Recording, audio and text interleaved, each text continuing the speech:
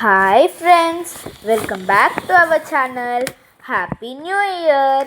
December 31న రంగోలీ వేయమని అమ్మ సడన్గా చెప్పింది. బట్ ప్రాక్టీస్ లేకుండానే వేశాను ఫ్రెండ్స్. ఎలా ఉందో కామెంట్ చేయండి.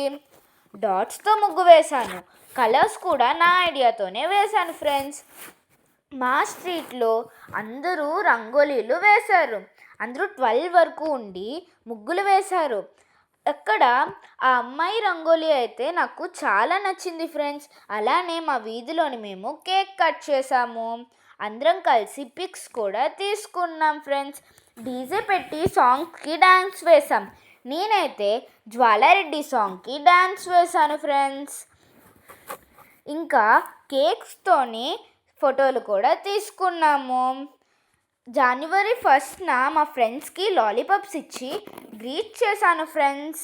మా స్కూల్ హాఫ్ డే, సో డాడీకి లంచ్ కోసం అవుట్ సైడ్ వెళ్దామని మేము అనుకున్నాం.